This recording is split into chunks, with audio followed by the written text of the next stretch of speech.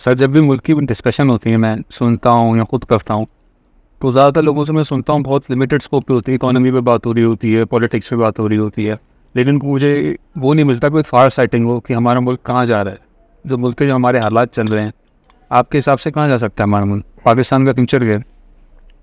देखिए खुर्रम, इसको हम बेस्ट समझ सकते हैं फ़िलासफ़ी से कि हर कौम इर्तिका करती है। इर्तिका का मतलब समझते हैं ना, इवॉल्व करती है। वो इकोनॉमिकली भी इवॉल्व करती है, वो मेंटली स्पिरिचुअली भी इवॉल्व करती है, वो फाइनेंशियली भी इवॉल्व करती है। और इवॉल्व करने का प्रोसेस जो नेचुरल होता है किसी भी नेशन के लिए, वो टाइम कंज्यूमिंग होता है, वक्त की ज़रूरत होती है। और उसके दो बेसिक कवानीन होते हैं, चाहे वो इंडिविजुअल ह्यूमन बीइंग हो, चाहे वो नेशंस हो। वो गलती करते हैं, अपनी गलतियों से सीखते हैं और बेहतर कौम या बेहतर इंसान बन के आगे आते हैं। अगर अपनी गलती करने से सीखते नहीं हैं तो डिस्ट्रॉय हो जाते हैं। सिंपल दो कानून, ये हर चीज़ पे अप्लाई होते हैं। कभी रिवर्स पे जाती है नेशन? जिसको मैं कह रहा हूँ कि अगर गलती करें और गलती करके उससे ना सीखें, बेटर इवॉल्व होके बाहर ना आए उससे, उस प्रोसेस से, तो वो डिवॉल्व हो गए, इन अदर वर्ड पीछे चले गए, या उनकी ग्रोथ स्लो हो गई, वो स्लो पेस पे आगे बढ़ रहे हैं। तो इतना स्लो पेस पे कि आपको लगेगा कि वो पीछे जा रहे हैं या डिवॉल्व कर रहे हैं। और कभी ये होता है कि एक एसेट में आगे बढ़ दे, एक एसेट में पीछे चले गए। अभी ये एक मल्टी डायमेंशनल, मल्टी फेसेटेड किस्म का जो है ना, ये एक प्रोसेस है। अब हम पाकिस्तान को देखें तो पाकिस्तान अभी अपने जो नेबरिंग कंट्री है वो, अच्छा इस वक्त दुनिया में जो है ना सबसे ज़्यादा बात की जाती है इकोनॉमिक ग्रोथ की, इकोनॉमिक इर्तिका की, इवॉल्व करने की, और टेक्नोलॉजी की बात होती है। क्या कोई नेशन बाय करेक्टर इवॉल्व कर रही है? क्या कोई नेशन बाय प्रॉस्पेरिटी इवॉल्व कर रही है, बाय सेटिस्फैक्शन इवॉल्व कर रही है? जो भी कोई नेशन जितनी कंटेंट होगी, सेटिस्फाइड होगी, उतनी जल्दी वो इवॉल्व करेगी। और जो भी कोई नेशन डिप्रेस्ड होगी या सेटिस्फाइड नहीं होगी, उतनी स्लो पेस पे इवॉल्व करेगी। सेटिस्फाई होने की जो बेसिक रिक्वायरमेंट है वो पूरी दुनिया में कॉमन है। इसलिए हम इकोनॉमिक ग्रोथ की बात करते हैं कि पहले इंसान को खाना पीना सोना और बेसिक ज़रूरियात तो मिल जाए। अगर वही नहीं मिल रही तो फिर वो सोशल बातें कहाँ से करेगा, कल्चरल बातें कहाँ से करेगा, प्रॉस्पेरिटी की बातें कहाँ से करेगा? वो पिरामिड जो आता है, मैस्लोज नीड फॉर हायरार्की, आपने भी पढ़ा होगा, सबने पढ़ा है कि फिजियोलॉजिकल नीड्स अगर पूरी नहीं होंगी तो साइकोलॉजिकल नीड और एस्टीम नीड और सेल्फ एक्चुअलाइजेशन तक नहीं जाएगा, चाहे वो इंडिविजुअल हो चाहे वो नेशन हो। तो हमारे मुल्क का जो हालात नज़र आ रहे हैं तो वो बुरा हाल है अभी हमारा। हमारी फिजियोलॉजिकल नीड्स पूरी नहीं हो रही। 40% के करीब आबादी जो है वो बिलो पावर्टी लाइन है। पावर्टी लाइन उसे कहते हैं कि जो इंसान गुर्बत में जी रहा हो, लेकिन जो बिलो पावर्टी लाइन ले रहा है मतलब वो गुर्बत से भी नीचे जी रहा है, उसको दिन में एक वक्त का खाना भी नहीं मिल रहा। तो जिस कौम के 40% लोगों को दिन में एक वक्त का खाना भी सही से मुयसर नहीं है, हेल्थ फैसिलिटीज़ छोड़िए, मेडिकल फैसिलिटीज़ छोड़िए, घर छोड़िए, कपड़े छोड़िए, जिनसी ज़रूरियात छोड़िए, तो वो कैसे इर्तिका करे? जिंदा रहना मुश्किल है। और बहुत डेटरिएटिंग कंडीशंस के अंदर सर्वाइव कर रहे हैं लोग, जो है झुग्गियों में रह रहे हैं। होगा क्या, जब 40% आबादी इस कंडीशन में होगी तो फिर सेल्फ डेप्रिविएशन शुरू हो जाती है। प्लस वो जो आबादी होती है ना, 40% आबादी है, ये दूसरों पर अटैक करना शुरू कर देगी, क्योंकि फिर केओस क्रिएट हो जाएगा, पैनिक क्रिएट होता है कि मेरे पास खाना नहीं, मैं छीन लूँ दूसरे से।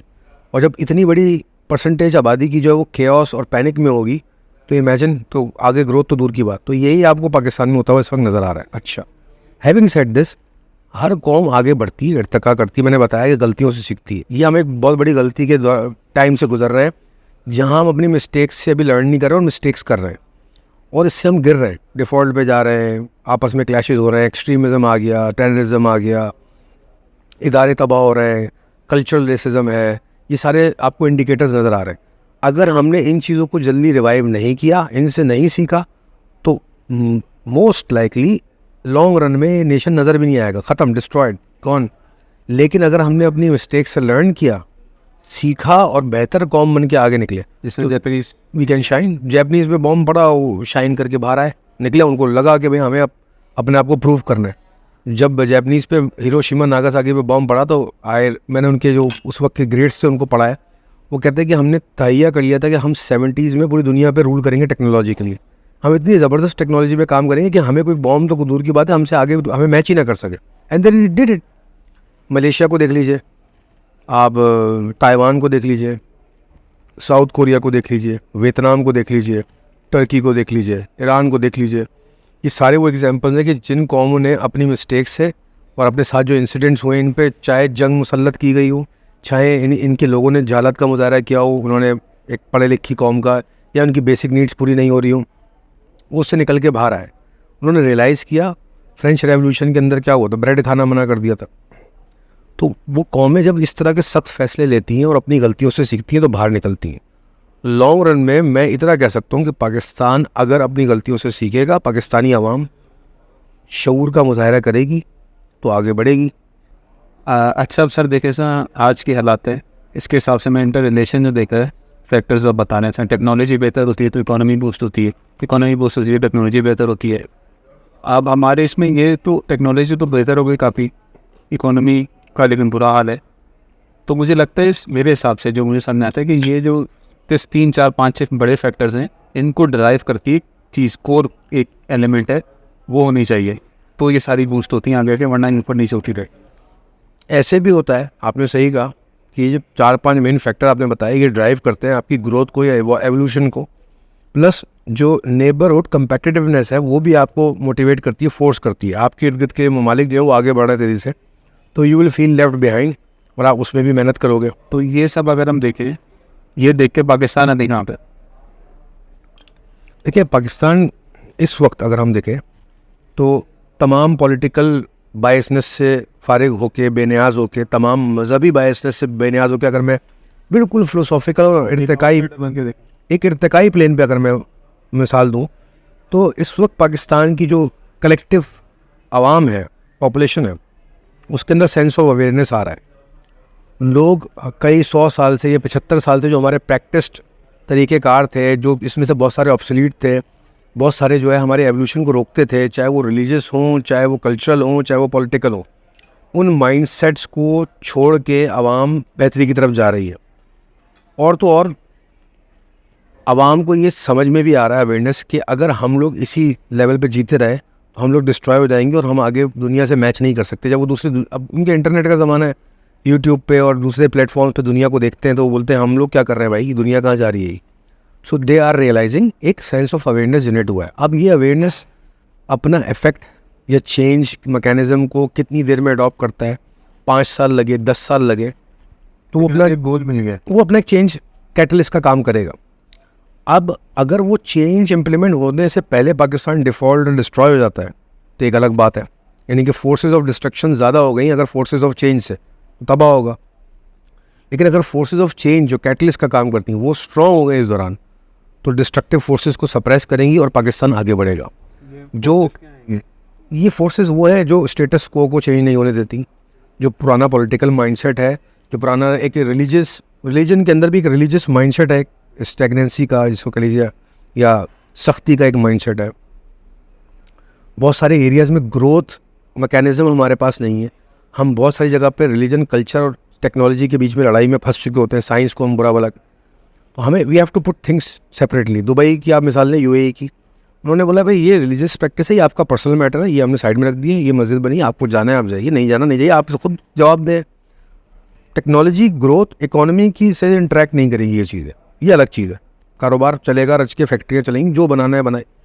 हमारे यहाँ पे क्या मसला है कि भाई ये काम नहीं होगा, ये दीनी तौर पे मना है, शरई तौर पे। अच्छा, इसमें भी हम बायस्ड हैं, मिसकंसेप्शन नहीं, हम इलिटरेट हैं, हम हमारे पे कम इल्मी है। जैसे आपने मैंने कहा कि रिलीजन को एक साइड पे रखा, उन्होंने कहा बिजनेस एक साइड पे, लेकिन हम ये मतलब नहीं कि हम बिजनेस में झूठ बोलना शुरू कर दें, धोखा देना शुरू कर दें, वो भी ईमानदारी से काम कर। देखें, जो रिलीजन का कोर है, मॉरल वैल्यूज़, वो रिलीजन हो या कोई भी बिजनेस में आप यूज़ करें, वो तो एथिक्स है ना, वो तो ऑब्वियस सी बात है। लेकिन रिलीजन के जो वो पार्ट है ना जो आपकी ग्रोथ को रोकते हैं, ये हमने उनको अज्यूम ऐसे किया हुआ है। इन सिंपल वर्ड, हमारे यहाँ पे एक माइंडसेट है ना कि भाई सूद हराम है। मेरा बिलीफ ये है, तो बैंकिंग हराम है जी, लेकिन सब बैंकिंग कर रहे हैं। मुल्क के लिए लोन लिया हुआ है, पूरे मुल्क ने लोन लिया है, पूरा मुल्क ही आपका 100 अरब लोन। तो आप देखें ना, हम रिलीजियस कॉन्सेप्ट को सुपर इम्पोज कर रहे हैं और उसी को हम हराम भी कर रहे हैं और उसी को इस्तेमाल भी कर रहे हैं। ये हम डुअलिटी का शिकार है, हम दोगलेपन का शिकार है। तो इस तरह के कॉन्सेप्ट से जब हम निकलेंगे हम आगे बढ़ेंगे। और अगर हमने इन चीज़ों को शेड नहीं किया अपने मुल्क में से, तो मैं बस उससे कह सकता हूँ, पर वही है। और बहुत सारे मुल्क के पनामा को देख लें, बहुत सारे मुल्कों को देख लें जो तबाह हुए वक्त के साथ, नहीं सर्वाइव कर पाए, और उनकी जो लीडर्स हैं, पॉलिटिशियंस हैं, वो विजडम नहीं रखते। अच्छा, मैं लीडर पॉलिटिशियंस की बात नहीं करता, हर मुल्क की एक स्टैब्लिशमेंट होती है। स्टैब्लिशमेंट से मुराद सिर्फ आर्मी नहीं, हर मुल्क की एक ऐसी एलीट होती है जो मुल्क की बैकबोन होती है, वो मुल्क को होल्ड करी होती है, ग्रास कीज ऑफ पावर। अगर उन लोगों को ये विजडम नहीं आई कि पाकिस्तान को किस तरह मैनूवर करते हुए हमें आगे लेके जाना है, तो प्रॉब्लम उनके लिए भी और पाकिस्तान के लिए। और इसके ऑपोजिट लेकिन वो भी तो होती है, डेमोक्रेसी का सिस्टम होता है, लोग सब आगे मिलकर ये नहीं हमें ये करना है और ये वो। अच्छा, आपको लगता है कि अमेरिका के अंदर जितनी भी वोटिंग होती है वो बिल्कुल 100% अनबायस्ड होती है, उसमें कोई इस्टेब्लिशमेंट का इन्फ्लुएंस नहीं होता? कल ही ट्रम्प को जो है इलेक्शन मैनूवर करने के लिए उसको सज़ा हुई है, फर्द जुर्मायद हुआ है, आपको पता है ये बात? पॉइंट ये है कि दुनिया में एक डेमोक्रेसी बताइए जो 100% डेमोक्रेसी हो, कोई इन्फ्लुएंस ना हो। अरे भाई, डेमोक्रेसी आवाम को दिखाने के लिए होती है और आवाम की राय लेने के लिए होती है, बिल्कुल सही है, और वो होती है, काम भी कर रही है। लेकिन क्या मतलब इतना ट्रांसपेरेंट सिस्टम पूरी दुनिया में चल रहा है, किसी भी मुल्क के अंदर चल रहा है कि जी 100% आवाम ही वोट देती है? इन्फ्लुएंसिंग फैक्टर्स नहीं होते एस्टैब्लिशमेंट के होते हैं, बिजनेस कम्युनिटी के इन्फ्लुएंसिंग फैक्टर होते हैं, रिलीजियस फैक्टर इन्फ्लुएंस करता है। बिल्कुल भाई, आप वोट देना चाहते हैं एक्स पार्टी को, लेकिन आप पर रिलीजियस इन्फ्लुएंस किया, आपने वोट नहीं दी, ये हर जगह होता है। डिग्री ऑफ इन्फ्लुएंस कम और ज़्यादा होती है। तो अगर पाकिस्तान के अंदर ये सब चीज़ों को कंट्रोल नहीं किया, मिनिमाइज़ नहीं किया, जो इदारे हैं उनको इंटैक्ट नहीं रखा हमने, तो ये इस्टेब्लिशमेंट का काम है। और इस्टेब्लिशमेंट से मैंने बताया मुराद मेरी वो जो की ऑफ पावर्स हैं उनको समझ में आनी चाहिए। They are the people responsible to take the country to a higher and a better level economically, financially and spiritually, यानी कि अवेयरनेस, ग्रोथ, प्रॉस्पेरिटी की तरफ ले जाए। अगर कोई चीज़ केओस की तरफ जाती है तो वो डिस्ट्रॉय होती है। लेकिन जो पावर कीज ऑफ पावर हैं, इनकी जो पावर का सोर्स है वो होते तो आखिरी में लोग ही होते हैं ना, अगर वो रियलाइज करें या ना करें वो अलग बात है। बेटा, दुनिया में कोई भी एक पावर, कोई भी एक इंसान, कोई भी एक पावर, कोई सिस्टम इंडिपेंडेंटली पावरफुल नहीं है। एवरीथिंग, आपने अगर गौर किया निज़ाम पे कुदरत के, every system is dependent on a powerful system. Then ये बेहतर कह रहे नहीं, उनके पास अथॉरिटी है, क्योंकि अथॉरिटी ग्रेड की जाती है और पावर एमिनेट होती है। आप मेरी बात नहीं समझे। देखिए, हर पावर, हर सिस्टम, हर की ऑफ पावर के ऊपर एक स्ट्रॉन्गर पावर होती है। ये कहाँ से लूप चलता रहता है, कहाँ जाके, यहाँ पे एक आपके पास दुनिया का कोई एक पावरफुल तरीन सिस्टम होगा, जैसे वो लोग जो दुनिया को कंट्रोल करते हैं, फ्री मेसन, इल्यूमिनाटी मान लेते हैं, तो उनको कौन कंट्रोल करता है? उनको उनका माइंड कंट्रोल करता है, उनकी अपनी विल कंट्रोल, उन विल को कौन कंट्रोल करता है? कहीं तो आप यूनिवर्स और डिवाइन सिस्टम की तरफ जाओगे, चलो वो गॉड को नहीं मानते, विल तो कंट्रोल कोई ना कोई कर रहा है ना, यूनिवर्स का सिस्टम है जो। सो हर सिस्टम इस तरह जो ना, हर सिस्टम के ऊपर एक सिस्टम होता है। हमारी इस्टेब्लिशमेंट भी कहीं जाके तो पावरलेस होती होगी ना, कहीं तो जाके उसके पर कटते होंगे। और वो कॉमन सेंस की बात है, पाकिस्तान की जो जितनी भी पावरफुल एलीट है उसके पर कहाँ जाके कटते हैं? $100 अरब के नीचे है वो। आप मेरे कर्जदार हो, मैं आपको इन्फ्लुएंस नहीं करूँगा, कॉमन सेंस है। आवाम तो खैर सीधी है, उसको नहीं समझ में आता, लेकिन उनको ये समझ में नहीं आता जो पावर कॉरिडोर्स है कि हमें किस तरह इसको मैनूवर करना है। मैनूवरिंग एक आर्ट होती है। कुछ लोग बहुत ज़्यादा स्टिफ हो जाते हैं, एग्रेसिव हो जाते हैं, कुछ लोग बहुत ज़्यादा लेड बैक होते हैं और बहुत ज़्यादा लाइटली ले लेते हैं चीज़ों को। बहुत ज़्यादा लाइटली लेंगे तो चीज़ हाथ से जाएगी, बहुत ज़्यादा एग्रेसिव होंगे तो आप चीज़ के हाथ से जाएंगे। बहरहाल, अगर इस कौम को आगे बढ़ना है, we need to have a collective approach and a positive approach.